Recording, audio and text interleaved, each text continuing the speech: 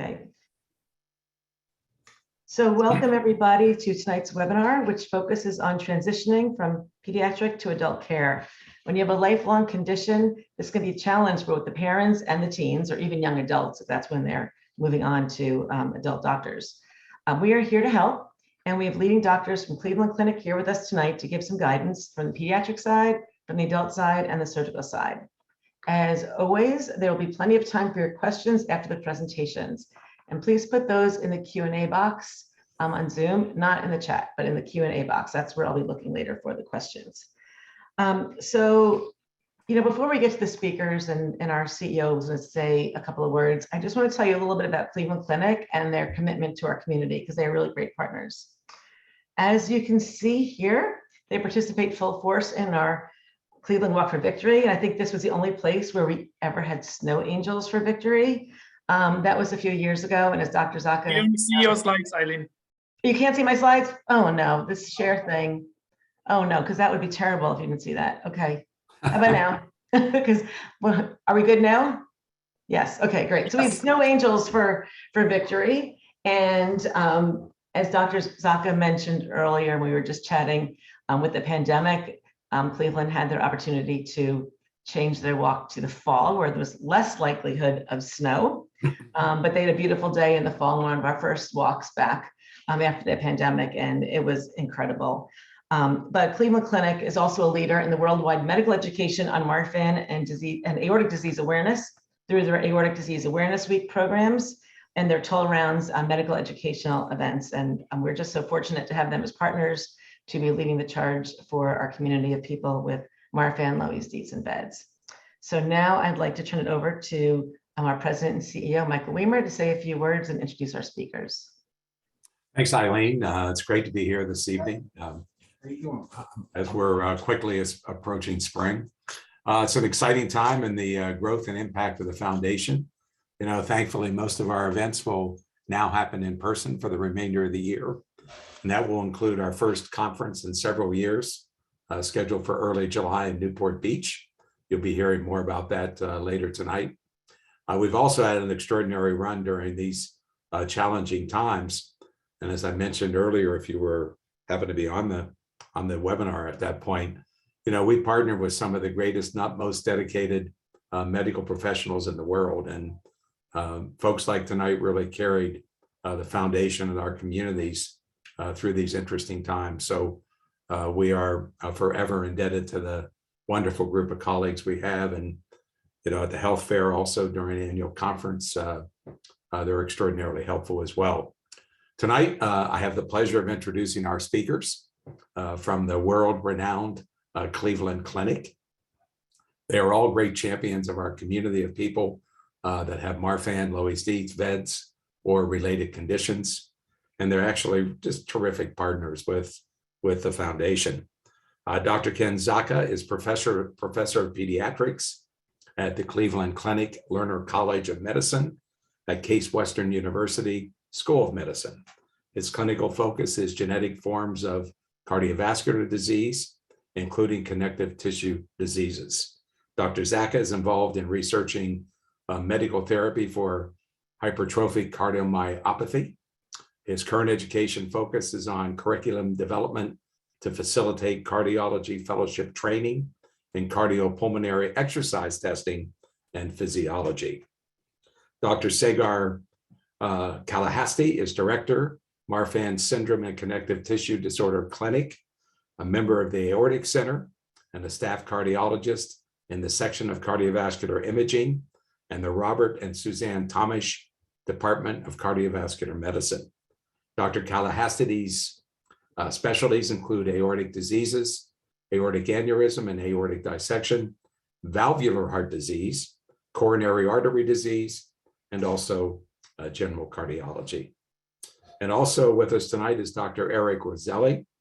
He is Chief of Adult Cardiac Surgery and Director of the Aorta Center and a staff surgeon in the Cleveland Clinic Department of Thoracic and Cardiovascular Surgery. And he's also on the teaching faculty at the Cleveland Clinic Lerner College of Medicine. Dr. Roselli has co-authored and authored over 150 book chapters and articles in peer-reviewed journals. His research is focused on thoracic aortic dissection and aneurysms and aortic valve and multi-valve disease. Specifically, his projects are directed at improving and developing safer and less invasive approaches to treat patients with these problems. Dr. Roselli performs approximately 350 procedures a year. That includes minimally invasive aortic valve repair, complex aorta operations, and also transcatheter procedures. His clinical interests are in adult cardiac surgery, surgery for thoracic aortic aneurysm and dissections, and high-risk reoperation therapy. First up is Dr. Zahka. Dr. Zahka, you're on.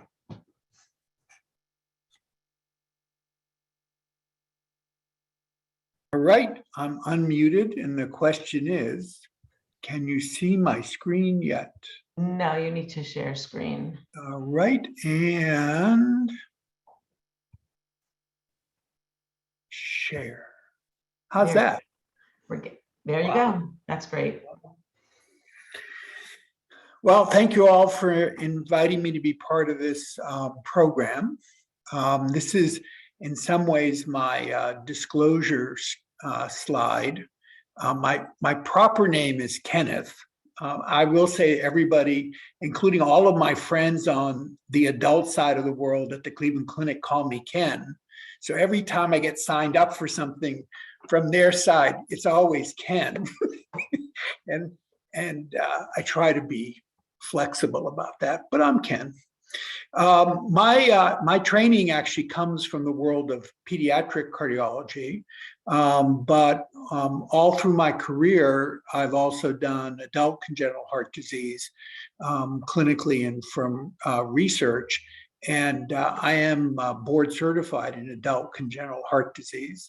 I have an appointment at Cleveland Clinic Children's Hospital and also an appointment in the HVTI, as well as my academic appointment in the Lerner College of Medicine.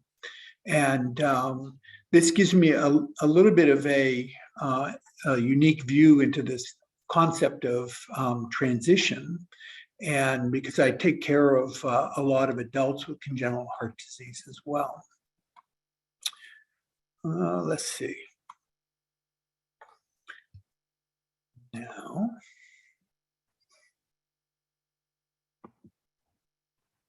I have to look at my own presentation to get it. There it goes.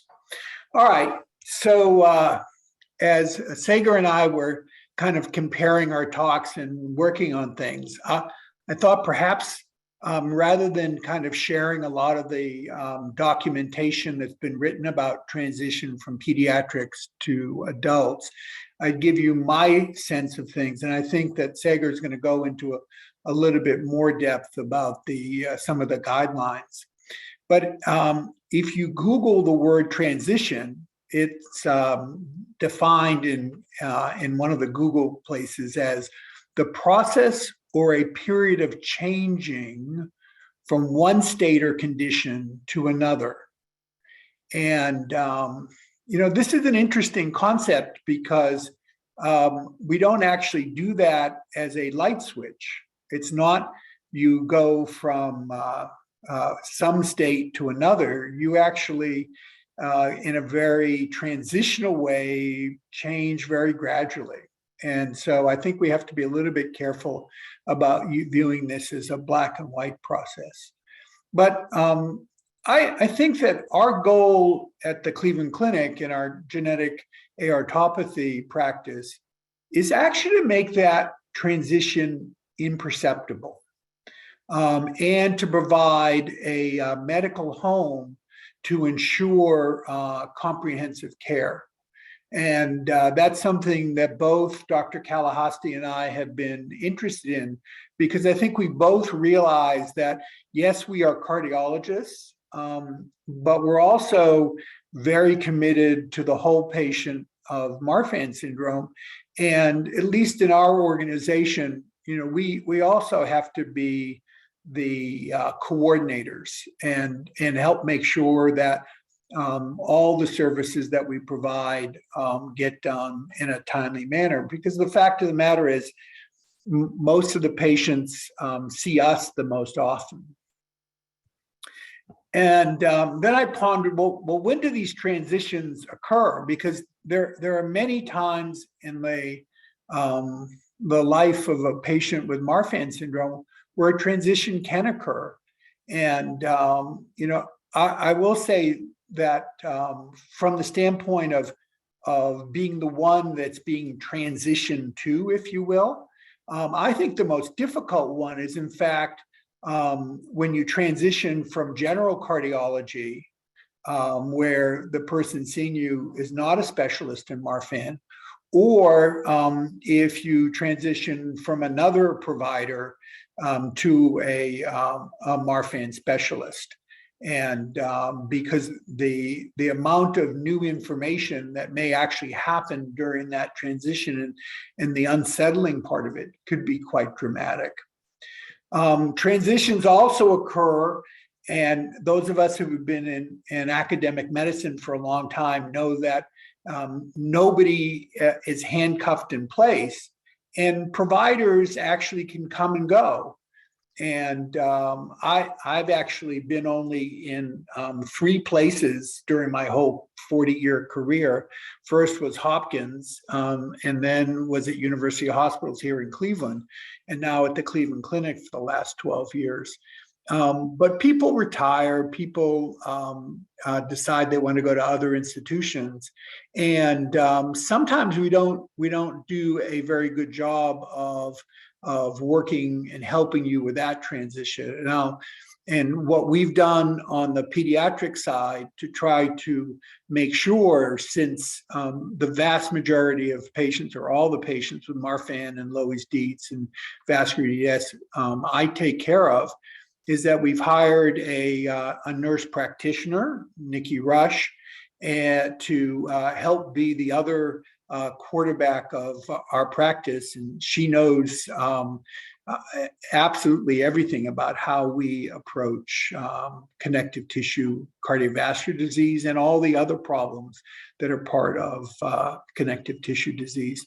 And we've recently been very fortunate to hire Jeff Bennett, who just is finishing his training at Great Ormond Street in London in cardiovascular genetics, and he'll be joining us in September. So I think we've put in place, even though I have no intention of retiring, a succession plan that will really help ensure that we have continuity. And that's an important transition, because, you know, when your doctor leaves, and you're still in pediatrics, you want to know that that's also going to continue.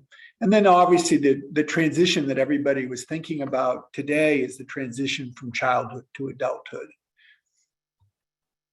And I think we try to facilitate transitions. And I think, you know, one of the most important parts of empowering the patients is to have them and their families know and understand all the details of their care.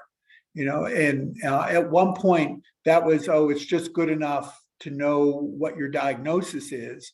But really what we want people to now know, to be able to help manage some of the uncertainty of a transition, is, well, what exactly has their aortic size been doing? What has the mitral valve been doing? What's the left ventricle been doing? What's their scoliosis like? And all the other issues that can affect patients with Marfan syndrome. Our job in the pediatric world is to educate you and also your parents to know your own bodies and really know what questions to ask in the future, and to know how we're planning your future care. And then the next important thing to facilitate transition is to carefully craft a team that finds a balance of depth and experience in anticipation of transitions. And by that I mean that there has to be more than one person, and there have to be coordination between the pediatric and the adult side, so that we're all actually doing the same job and approaching things in the same manner. One of the things that I sometimes find frustrating is when I inherit patients who have not been in a Marfan center, is how the data were collected on the aorta and on the mitral valve and on the left ventricle, and how it was documented. And I'm sure Dr. Roselli will show you pictures of operations, but this is the kind of picture that a cardiologist shows. And that is what we try to do in each of the records is to document how we measured things very precisely, including the diameter at the sinuses, the cross-sectional area. And Dr. Kalahasti will be jealous because these are the kind of pictures you can only get in pediatrics of the aorta by echo. And I also think I finally have Dr. Roselli believing me that in pediatrics, we actually do get accurate measurements of the aorta. And we follow cross-sectional area divided by height. We follow the size. And we very carefully tabulated absolute measurements, what lots of you know as the Z-score, and the cross-sectional area over height, which we call the Svensson index. And then we plot that over time. And so this nugget of information really empowers anybody who's taking care of this patient, whether it's me or people after me, to be able to kind of see exactly what's been going on. And you can see in this graph that the aorta was growing. We changed medical management here. And then the patient decided not to take the medicine all the time. And you can see that the aorta briskly began to grow here. And that was at age 14 when we referred him for aortic surgery and mitral valve repair.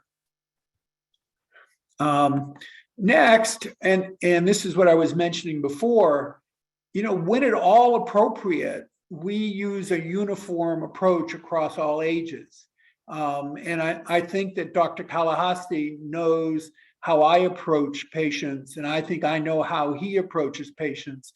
And we all communicate with each other so that there really should not be any obvious differences in the overall approach. And this is also not just facilitated at the clinical level, but also at the educational level. I've been privileged to be part of many of the seminars that have been organized by the Heart and Vascular and Thoracic Institute on connective tissue Marfan disease in the aorta. And we also communicate at the research level. We just finished a very deep dive into the pediatric experience with surgical and medical therapy, and that will be coming out in the Journal of Thoracic and Cardiovascular Surgery in the next few months. So that collaboration is another means of really ensuring that there's a uniform approach. Should we blur the line between pediatric and adult providers? And the bottom line here is when it benefits the patient, right? And this is particularly related to surgery, but it also may be related to the specific patient's developmental status, where they live when they come to visit us. And I think both Dr. Kalahasti and I kind of do our best to make sure that people get seen in a timely fashion. When I see pediatric patients whose parents with Marfan syndrome are not being seen by a Marfan specialist, I really do my very best to get them in to see Dr. Kalahasti. And I do admit that I tend to transition patients fairly late because of my adult experience. But I do think that it's reasonable to transition people between age 21 and 25. I would also stress that just because you're tall, teenagers are not already adults, either physically or emotionally. And I think as I come from the pediatric world, it is in fact much easier for me to, I think, communicate with a teenager because in fact I do that every single day. And if you look in my waiting room, you know, there are a whole bunch of teenagers, and actually a lot of them have Marfan syndrome. So communication at the patient's level really, like everything we do, takes some practice. And I'd also like to stress that we also leverage the expertise of the team members to ensure the outcomes are identical to whether you're 14 or 24. And there are patients with Marfan syndrome that have actually fairly complex congenital heart disease, and they need the absolute expertise of the congenital surgeons who do really amazing aortic work as well. And certainly if we have a 14-year-old with Loeys-Dietz who needs the transverse aorta replaced and needs a subclavian aneurysm replaced, Dr. Roselli is the first person to be willing to come over to the pediatric side and help. The one thing about the Cleveland Clinic is it doesn't seem like there are any barriers. And it doesn't seem like there are, I know there are egos, but they're not, there have to be egos at the Cleveland Clinic. But those egos I've never seen those egos interfere with the care of complicated aortic patients or otherwise. And I am going to tell one story, which I think does illustrate how well people work together. And that is one of the children of a patient whose life was saved by Dr. Roselli. That patient child needed a relatively simple congenital heart surgery for a ventricular septal defect when he was 5 or 6. And the mother asked if Dr. Roselli could participate in the surgery. And, you know, in a lot of places, that would be an unforgivable turf war. But you know what? In the end, Dr. Najm and Dr. Roselli were both at the table. And it really was a wonderful illustration of how people can work together for the benefit of the patient and their families. And I was really pleased by that. The last thing I want to mention is that, you know, this is very much a team sport. And while sometimes Dr. Kalahasti and I are the kind of spokespeople for the team, and Dr. Roselli is the doer, if you will, you know, I have an amazing relationship with genetics. I meet with them twice a month. And we discuss all the details of each of the patients and our general approach to connective tissue disease. But in each of the specialties, certainly on the pediatric side, we have defined a very small group of people who are going to address the ophthalmology problems, the orthopedic problems, the pectus general surgery problems. And we've been very interested in osteoporosis and Marfan syndrome and have endocrinologists who actually understand why we're asking their help with bone health. We have physical therapists who are particularly interested in Marfan syndrome. And while they don't generally see adults, they're a terrific resource for finding physical therapists on the adult side and working all together. We have psychologists who understand chronic disease and can help people Pain management is probably even more important in the adult population. And then as part of my adult congenital heart disease role, I also do cardiac OB.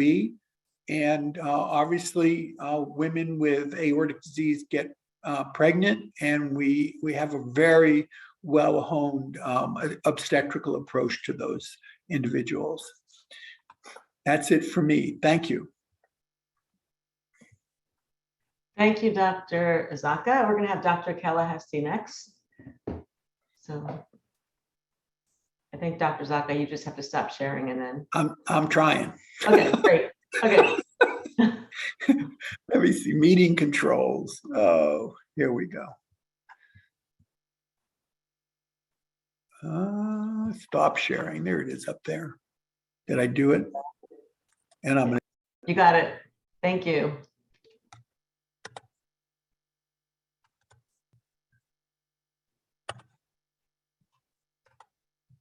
Oh, You're able to see the screen now? you're a professional. All good. Well, I guess it's COVID. COVID made everybody virtual and everybody special, you know, we've become experts in this one.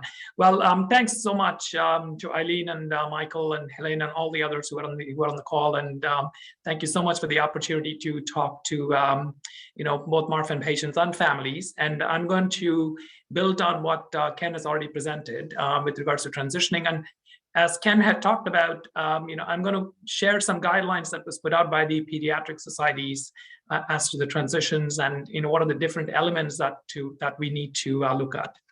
So as he had already alluded to, transition is a process of changing from a pediatric to an adult model of care. And most of the time it needs to involve the family. So it has to be a family oriented with significant parental involvement in the decision making.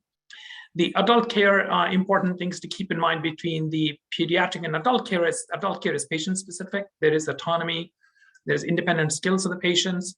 And in general, I think the pediatric societies recommend that ideally the transition should occur between the ages of about 18 to 21 years. So what are the critical steps of the transition? So there are multiple different aspects of it. I've just broke this down as the 6 main components or the key elements to remember. A transition and care policy guide, the tracking and monitoring of the patients, orientation to adult practice, as well as integration to adult practice, and what should be the initial visit look like, and what should be the ongoing care of these patients. Keep in mind that these are in general for all pediatric patients transitioning into adults, but it's very relevant for genetically mediated vascular connective tissue diseases, as we discussed today. So with looking at transition and care policy, so the idea is that remember to have the understanding of the distinct roles of the young adult. What is the role of the parent or the caregiver in that patient's care, and the adult healthcare team that'll be taking care of the patient in the long term, and what is their role in the transition process, and also taking into account the cultural preferences of the patients. All of those are very important aspects of the transition. And how does the adult provider's approach to care in terms of the privacy and consent, right? From a pediatric population, when you move into the adult side, that becomes a very key part of the ongoing care. So how do we track these patients and how do we monitor them? I think with the advent of electronic medical records, this has become, in my opinion, a key part of the transition and then tracking of the patients. You know, you can look at their histories dating back to their pediatric care all the way to the adult care. And it's really been very, very helpful.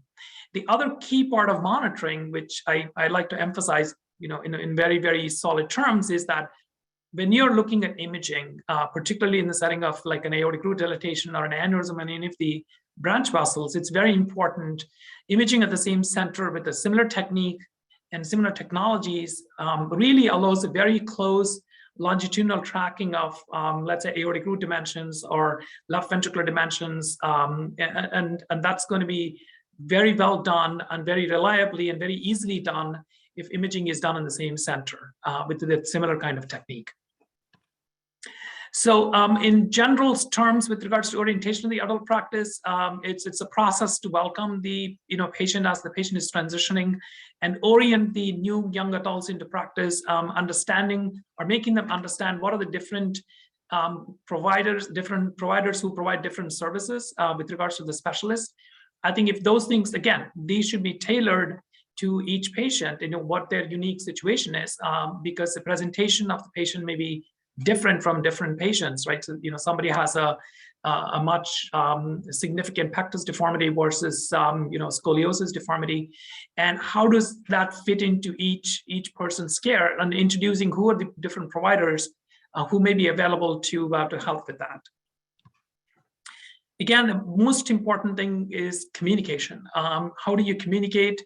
And communicating not just with the patient, but also communicating with the pediatric provider who has been taking care of the patient for many years.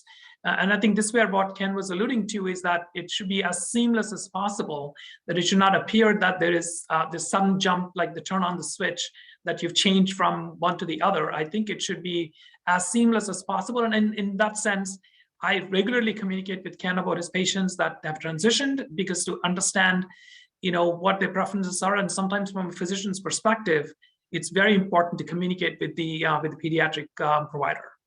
And again, whenever possible, wherever is needed, arrange for a consultation with different other specialists involved in that patient's care, and understand that the needs are different and the preferences are different for different patients. Again, when you meet with the patient for the first time, emphasize what's the shared decision making, which I think is very important, particularly with timing of surgery, what type of procedure to do, what are the pros and cons of each procedures. And again, Ken had mentioned about the obstetrics part, with regards to pregnancy and timing of surgery in pregnancy, all of those aspects. It's a shared decision making. It's not just a monologue. It's a dialogue that it should happen in as much detail as possible. Privacy and consent, again, is very important, and set some expectations with regards to adherence of care. What are the expectations with regards to medical treatment or follow-ups? What are the preferred methods of communication? These days, it seems like physicians do have access to, our patients have access to physicians in many different forms. They can email the physician directly, or they can send a message to the electronic medical record. In fact, some patients directly WhatsApp me or send me a text message. So there are many different modes of communication, and understanding what are those methods of communication at the initial visit, I think gives a level of comfort to the patient that their transition is going very smoothly. And I think health literacy is very important, which I think Ken has alluded to, is empowering the patients with regards to the knowledge and understanding of their own condition is extremely important. And I think that really stands very, very good for them in the long run. And again, whenever possible, share the medical summary and emergency care plan if emergencies can and do happen, and educating the patients about what to do if they were faced with an emergency. And educating them alone is an extremely important step to do at the initial visit. So as far as the ongoing care is concerned, again, if they need other areas that they need to be taken care of, an assistant young adult and conducting adult specialist, like if somebody has large hernias and if they need a general surgeon, or they have a kyphoscoliosis, and how about that? And if they have a pectus surgery that needed, then we have a great thoracic surgery group that does a lot of the pectus repairs. And again, build an ongoing and collaborative partnership with the other care providers in the patient's care. There are a lot of them have primary care providers too. It's very important to communicate with them what the plans that you have discussed with the patient. And again, comes down to important to communicate as easily understandable as possible. And again, each patient the care should be tailored to them individually, and understanding what their preferences are. So the way I look at it, at a Cleveland Clinic model, is that the patient is right in the center of everything.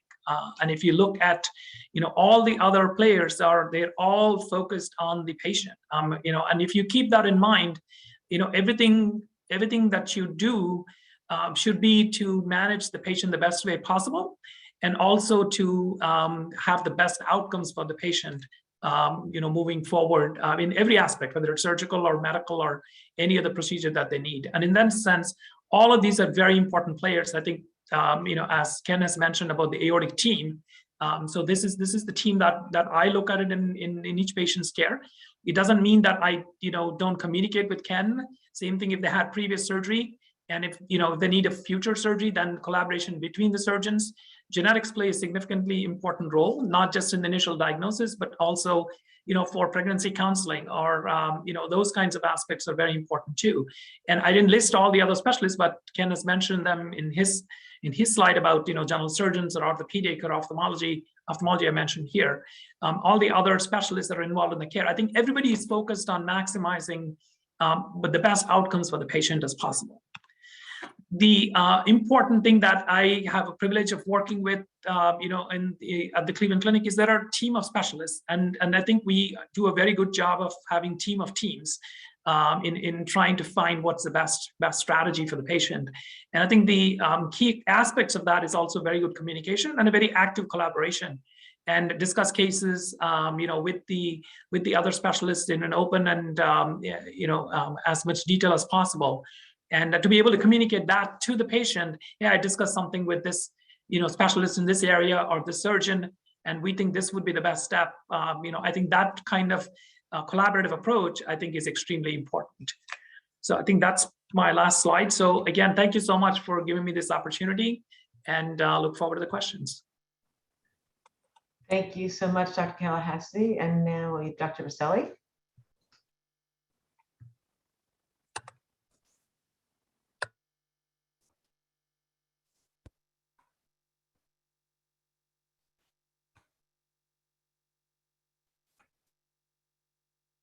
How's that?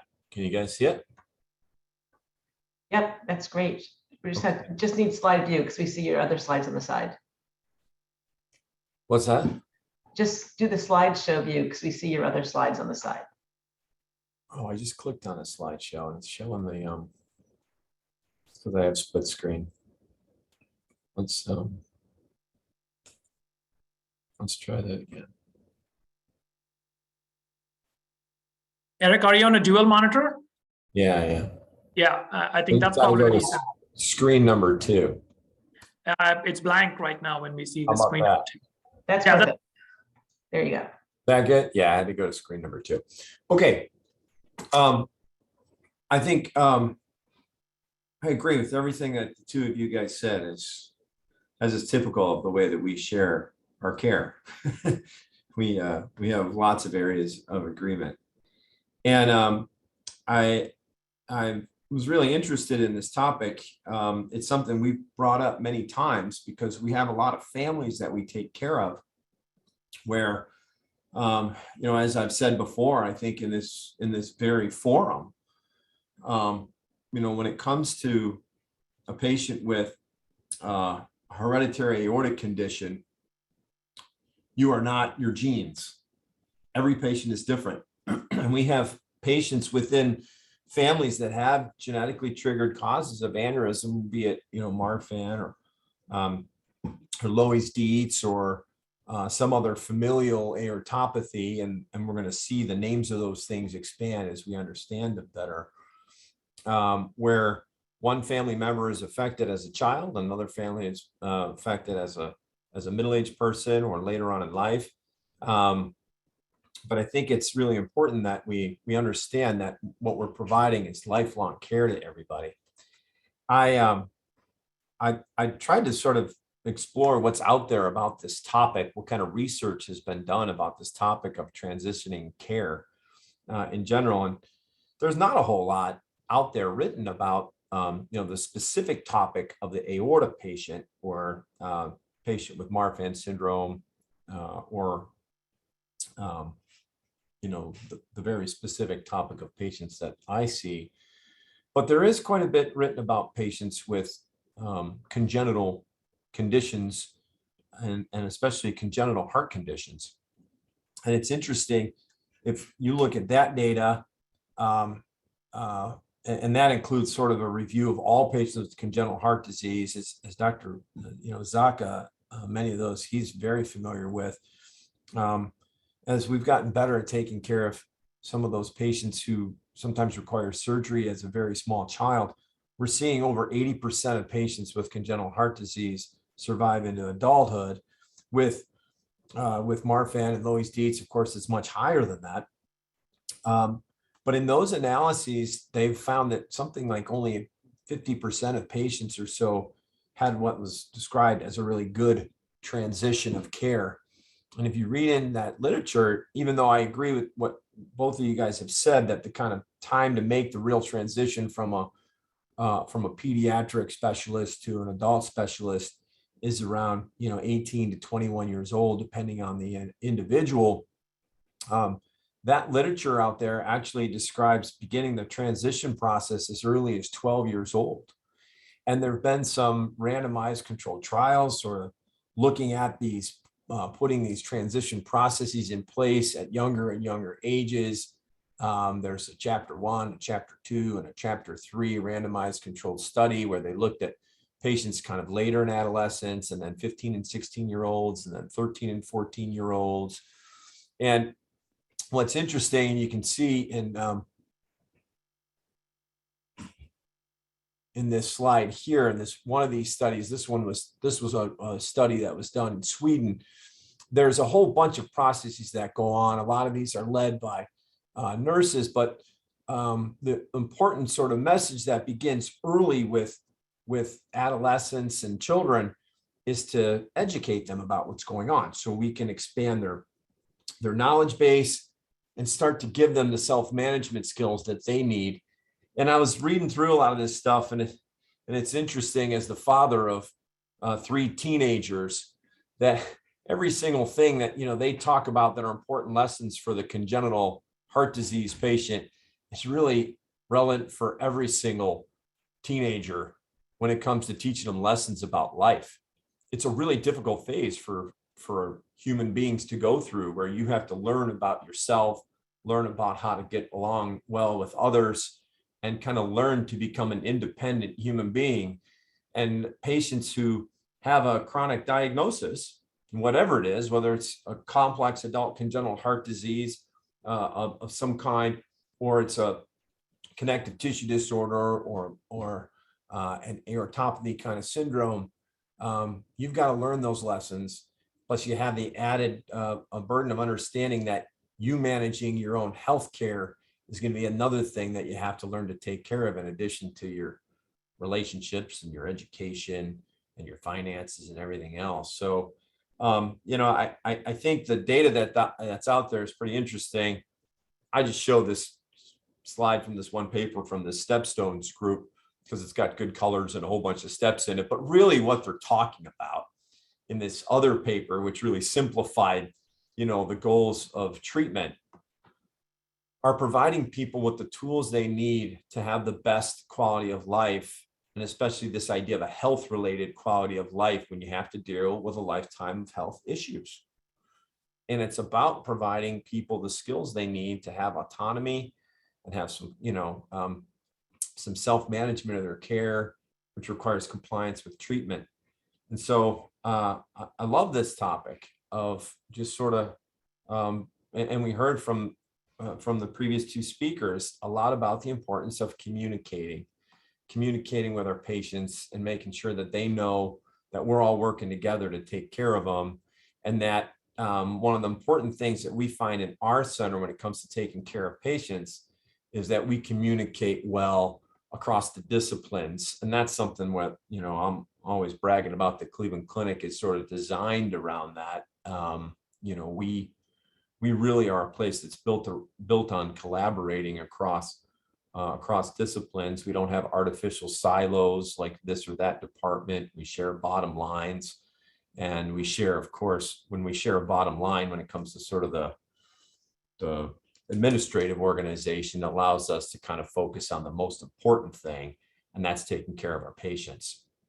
And when we want to focus on this idea of providing our patients with lifelong care, and we're thinking about connective tissue disorders, hereditary aortic conditions, Marfan syndrome, and And that group of problems, I think we all need to appreciate that it's a chronic condition, and repeat aortic surgery is common. It's part of the deal, especially if you sustain an aortic dissection. I've shown this data before, and we've evaluated this. The lifetime need for a reoperation, if you've had an aortic dissection, is pretty high. And so what you need is a team that's comfortable taking care of those problems, which can become common, and that's really focused on managing aortic conditions when you have an aortic condition. There's a lot of data out there that shows that there is a clear association between the volume of these complex surgeries that are performed and the quality of the outcomes. And although that's been shown in the congenital heart literature, one of the problems with aortic conditions is you don't need surgery till you're sort of reaching that more adult age. And although you may have been taken care of at a pediatric hospital, not all pediatric hospitals are really directly connected with adult centers.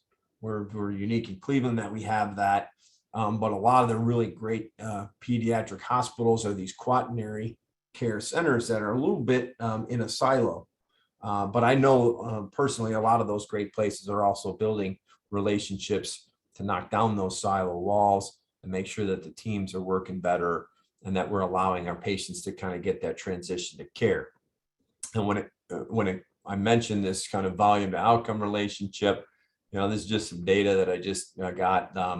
Actually, the x-axis is wrong. That's 2021. We did 1,441 aortic surgeries at the Cleveland Clinic. Most of those patients are adults, of course. And we have a vast amount of experience in doing complex things like the David's procedure, valve reimplantation procedures, whether it's a bicuspid or a tricuspid aortic valve with outstanding outcomes, total arch replacements, including these complex elephant trunk reconstructions. Our volume is really high, but not only are our numbers high, we have experience with dealing with a lot of other complex problems as well, like when we have to reoperate on additional multi-phased operations where maybe someone's had a stent placed, had some previous operation in one part of their aorta, and they need the rest of their aorta replaced. And the more experience you have, the better your outcomes are. We've seen that at the Cleveland Clinic. This is our data from 2021. The expected mortality compared to other large volume centers from the University Health System Consortium would have suggested that in our population of patients, the mortality rate's around 3.2%, but what was seen was 1/3 of that. So, our team is performing well because we have that expertise all the way across the board. And it really allows us to kind of deliver that tailored care that we need for our patients. And so I think it's important that we get the patient to the right center and the team with the right surgical experience that understands how to handle a particular problem that they need care for. But we also have to tailor it around that individual patient based on the details of that patient's disease, like the symptoms that they're experiencing, the unique details of their disease based on imaging analysis, the sort of precision care that we can provide when we understand the details of their genetic makeup, their family history. For example, Dr. Zahka and I were just talking about a patient who we know's family member had an aortic dissection when their aorta was a particularly small size. And so we're making sure that we tailor the decision-making about when we operate based on what we know about that family, not looking at treating based on, average treatment effect, but really precision care for each individual. And if we're really going to make those precision care decisions about each individual based on the details of the disease, how it acts in their family, how the rest of their body is dealing with whatever syndrome they have, we need to work throughout this patient's entire life. We need to know what happened in their family to younger members of their family and older members of their family. And that requires both a pediatric and an adult team kind of working together to provide this lifelong care. So I look forward to having a discussion about this topic. I look forward to this whole idea of growing, because I know that there needs to be probably more literature on the topic within the specific field of connective tissue disorders and heritable aortic conditions. And I've seen it personally at aortic meetings. We're seeing more and more, pediatric specialists and adult specialists coming together, sharing our experiences, sharing our knowledge. And I know that, again, we're all going to get better at caring for patients. So thank you. Thank you so much. 3 really, really incredible presentations. I'm going to ask Dr. Kalahasti and Dr. Zahka to come back so we can see you all. I guess I should put my video on too, since I will be asking questions. So that was really great. So thank you so much. So I wanted to start off with one question that was asked in advance. Some people pre-submitted questions. So a lot of question about, these kids are growing up with their pediatric doctors and they built up a lot of trust, and they may have a condition, like one of our conditions, Marfan, Loeys-Dietz, or especially VEDS, where they really trust the doctor to be an expert. And they're not really sure if the adult person that they're going to move on to knows as much about their condition. So how do you deal with those trust issues? And I know you all talked about communication, but can you address that a little bit more? I guess start with Dr. Zahka. Your patients trust you. Maybe not everybody has a Dr. Zahka in their neighborhood. They probably don't. But they've taught the doctors, become familiar with their condition, but now you've got to move on. So what's your advice to families? I think candidly, when they see that I can call Dr. Kalahasti, when I send him a message, he answers me immediately. When I text Eric Roselli, he usually gets back to me immediately. And if I say to somebody, I can trust this person, not just for their medical knowledge. And this is, I'm going to compliment Dr. Kalahasti, and I want him to blush. He's a real doctor. And one of the challenges, and by the way, Eric Roselli is a real doctor as well, right? And I'll say that he's a great surgeon, but he's an amazing human being too. And so I will tell you, there are 2 things that really impede transition. One is when you're kind of lukewarm about the person you're sending them to. And the other is when you send them there and the product they're getting isn't what they're used to. And that's a big challenge between pediatric and adult care. And I think both Dr. Kalahasti and Dr. Roselli do a superb job of understanding, that the younger population, because the fact of the matter is, this age group of age 18 to 30, most of the time they don't need any care of any, obviously the Marfan patients do. But if you look at our respective waiting rooms, the number of younger people in that age group is relatively low. And so it does take a special skill set to kind of know how to manage them. And the fact that, I can speak so highly of these people and I work with them, makes a huge difference. Whereas if you're in an isolated children's hospital, the likelihood of you having that kind of relationship is really not the same. If you've not worked together on research projects, if you've not worked together on educational things, it's really hard to develop those kind of personal relationships. And I think that's what it takes to make that transition right. And I also don't want to minimize how important it is that and Dr. Kalahasti also mentioned this, that the data has to be there to make good decisions. If the family see that that the new doctor can't figure out what the old doctor was saying, it's really destructive.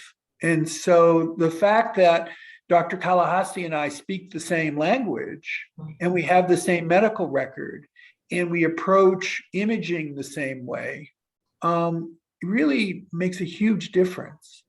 And I think that's really the foundation, you know. Dr. Kalahasti, do you want to also maybe talk about how you put, I mean, it's different for, I mean, you all work so closely together and you do have that, you know, the pediatric and the adult side together, but so many people don't have that. So, you know, Dr. Kalahasti, what would you say to these, you know, parents who are just trying to figure out how do you trust the next doctor when you've just spent all these years educating the last one? Yeah, I very much echo what Ken was saying. You know, I think our barriers and silos being absent at the Cleveland Clinic makes a big difference. But I think in those institutions where they are in silos, I think the pediatrician, you know, should be able to find somebody that he has sent previously, whether it's congenital heart disease or other conditions, and, you know, understand who he trusts the most to take care of his patient when they go to the adult side, right? So that's, I think, is a very important, it's like, you know, primary care physicians know who the specialists that they really work very well with, right? And they only refer to a certain specialist because they have worked with them before. They trust their judgment, they trust their, you know, their bedside manner to, you know, how they manage the patients. I think that's very, very important in my opinion, you know, because on the adult side, you know, I am going to send to somebody like Dr. Roselli because I know what he brings to the table, right? So it's that you build those relationships over time, and you use those relationships to help the patient guide and navigate this complex world, right? So I think in those places where there are, you know, barriers or silos between departments, I think it's important for the pediatrician to act as a champion for the patient, you know, trying to find the physician that he thinks would best fit that particular patient. And then refer to those adult providers. Great, thank you. I want to ask a question about how to help your young adult or teen or young adult, I guess depending on the age that they make this transition, take responsibility for their own medical care, make their own appointments, follow up medications. You know, I know Dr. Roselli said you had 3 teenagers, so you know they range in what they're willing to take responsibility for. I've been there as well. So do you want to start with that, Dr. Roselli? You know, how do you encourage your young adult patients to be that one in charge? Sure. I think my comments are relevant to the question you just asked and the previous one. I think, you know, we have to really embrace this idea that all the decisions we make are shared. You know, when I see a young person, you know, they're just like my kids, just like you said, they're all going to have different bits of responsibility. Some of them sit in the office and let mom do all the talking. And some of them, you know, they might tell mom to pipe down a little bit. It's their turn to talk, you know, and that's okay. And I make sure that, you know, when I'm sitting in that situation, that we're all communicating about sort of what we know, what we don't know, what the decisions are that have to be made. You know, we stop and say, is everybody kind of getting what I'm saying? If I'm sometimes talking too much, you know, I think we have to appreciate that. And, you know, when you asked the last question, you said something about, you know, teaching this physician up, right? I mean, I get that. And I'm really confident about what I know about surgery. And, but I also know that there's a whole bunch of things I don't know about the problems any individual faces. And that's what's awesome about the medicine, is that it's because we're not static in our learning. Our knowledge is expanding like minute to minute, day to day, and week to week. It's awesome. And so if my referring pediatrician can teach me something, my ears are open. If my cardiology colleague can teach me something, my ears are open. And if my patient and their family can teach me something, you know, don't judge your doctor if he doesn't know something that, you know, you're really familiar with as a patient. Judge him if he's not willing to listen to you about it, you know. And I think that's the kind of way we have to sort of embrace this, as Ken was saying. You know, I'm not I'm Eric Roselli. I happen to MD. I happen to be a surgeon, but I don't define myself that. I'm the doctor that wants to help you take care of it, with my perspective being the surgeon's perspective, Kalahasti's being the cardiology perspective, Zahka's being the pediatric cardiology perspective, patient's family, so that we're all focused on the same goals. And I think when it comes to teenagers that are going to have different responsibility, let them choose how much they want to be involved, because everybody grows at different paces. And, but the laws are telling us now that you're only under mom and dad's insurance till you're like 26. Thank God we have those laws that cover them that long.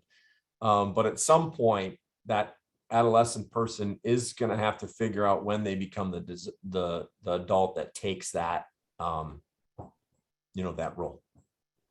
Exactly. I do want to say that not only are there comments in the Q&A, but I'm also getting like email messages that people are fangirling over you guys and the care that you take of their families and the work that you do. And I just think that all the presentations today kind of reinforce why they all look up to you for what you're doing for this community. So before we go on to some Marfan Foundation announcements, I just wanted to ask each of you if you have any final words of guidance for families who, I know some of the people on here have kids at this age now, and some of them are actually have kids a lot younger who are just planning for the future. So do you have any final words of guidance? I know you had some great presentations, but any final thoughts that you want to share?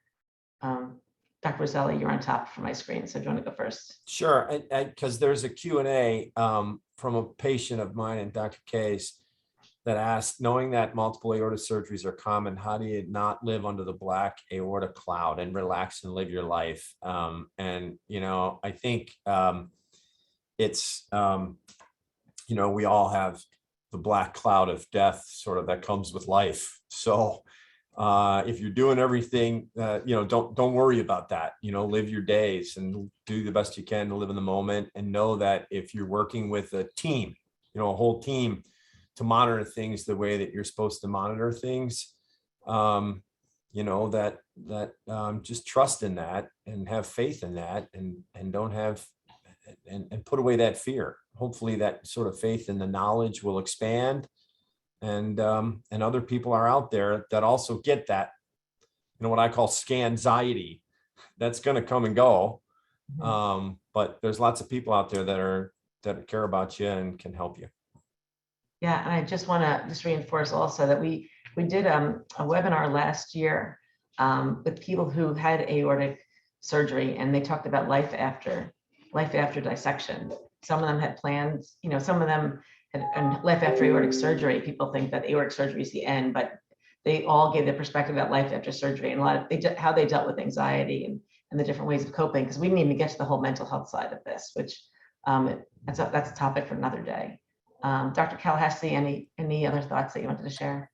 Yeah, I think I echo what Eric had said. The other thing that I have learned is that make the patient an active participant in their care, and I explain to them their condition in as simplistic words as you can.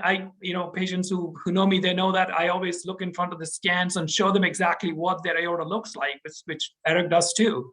And that adds a lot of value to them. It's for no reason that people say pictures worth 1,000 words, right? So when you actually look at your own image and share with them what they had, what they're going to likely require, and present it in a non-threatening fashion. And I think the other thing what Eric mentioned, which I echo that sentiment, is being honest.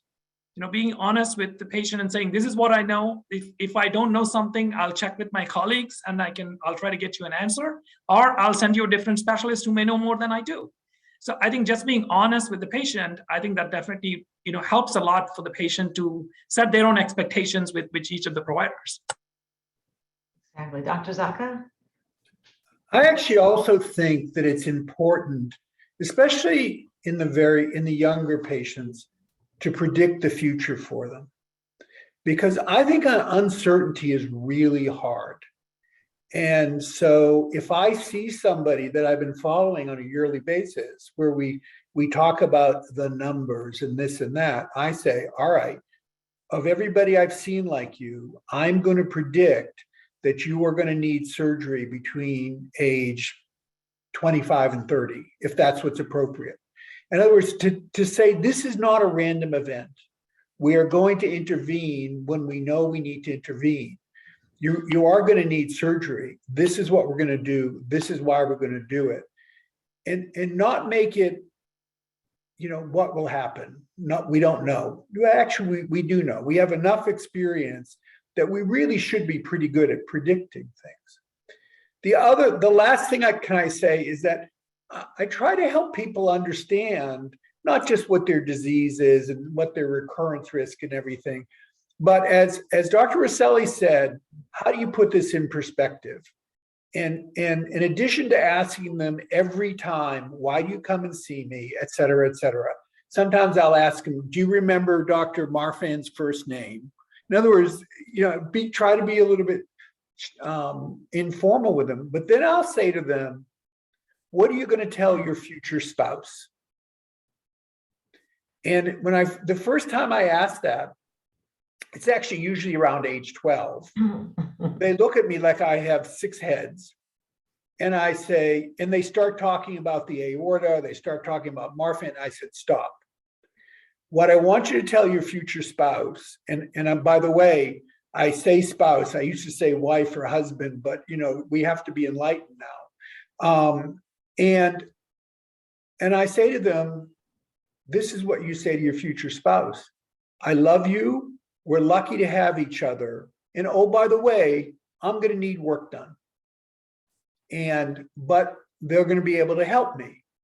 And, then you can go the 50-50 for their kids and everything. But, it's really, really, really important to define yourself by who you are as a human being, capable of love, capable of being in a relationship and a family, not defining yourself simply by the Marfan syndrome. You can't ignore the Marfan syndrome, but it shouldn't be the first thing you say on a date unless you think, that will be great. But thank you. Thank you. That was great. Papa Zahka, I wish we were in the same room. I'd give you a hug right now. I hate to say it, but Eric and I are both huggers, right? Man. We tell each other we love each other, right? That was great. It's true. Yeah. Love you too, Okay, man. they're all buying plane tickets to Cleveland now. Job well done. That's why they go there. I'm going to just pull up my screen and just a couple of announcements here for everybody. We had our speakers, did our questions. Can you see my screen now and a picture of Jan? Yes. Okay, good. Yes. So Jan Lynch is the nurse who is the head of our Help and Resource Center, and she'll answer whatever other questions that you might have. Fastest way to get that done is to submit it through our website, marfan.org/ask. That really organizes everything for her. But she'll, she's there to answer your questions. If she can't answer them, she will go to our experts like our Cleveland Clinic doctors who you see here. But we are here to help you. Coming up for the Marfan Foundation, as we mentioned earlier, and here's some more details, our conference this summer, which we're going back to E3, Educating, Empowering, and Enriching Our Community. First time we are in person since 2019 in Newport Beach, California. Can't beat that. The hotel is the Via Marriott, which is under renovation right now. It's going to be gorgeous when it reopens next month. Registration will be coming up before the end of this month, and you'll be able to not only register, but also apply for a health fair appointment, scholarship applications, hotel reservations, all of that. Hoag Hospital is our partner for the conference. And as you see here, we have our health fair, we have our welcome dinner, medical sessions, quality of life and mental health sessions. And it's for Marfan, VEDS, Loeys-Dietz, Stickler, and more. You can meet the experts and you can connect with community. I always like to say that people who are new to the foundation, they totally come to this for the medical information, as well they should. What they don't realize is the value they get from meeting the community and being with other people who are like them. And then we have people who come back every year. Yes, they want the updates on medical information, but they want to see their friends and their family, which is the Marfan and Loeys-Dietz and VEDS community. So we do hope to see as many of you there as possible. It's going to be amazing. And in the meantime, the rest of our Walk for Victory schedule this is from now until July. So if you don't see Cleveland on there, it's because that passed already for our year. But coming up, we have huge events in these cities. If you go to marfan.org/walk, You can get the whole schedule. Every walk we've had is bigger than we've ever had before. I think you all want to get together again in person. So these are all outside, they're safe, and they have just been amazing. We just came back from Phoenix Walk and Southern California Walk, and the value of being together, I just can't even overestimate that. Finally, we have another webinar next week, not next week, in a couple of weeks, end of this month, and it's on Diagnosis 2.0, reprocessing your condition as an adult. So many people in our community are diagnosed as children, and so we have, I believe, a genetic counselor and some members of the community talking about what it's like now that they're, teens, young adults, getting into their 30s, and now they have to deal with the condition as an adult. And I think it's a great follow-up to this conversation that we had today. So when we send out the recording of tonight's webinar, we'll include a link to register for this event. And that's all we have for you tonight. So I want to thank everybody for joining us and thank our speakers. And we hope to see you again at a future webinar and in person at a walk and at the conference. Thank you so much, Eileen, Michael, and Helene. Thanks for the opportunity. Thoroughly enjoyed it. Yep, thrilled to have you all. Same. Good night. Thanks. Thank Good you. night. Thanks, guys. Good night. Night.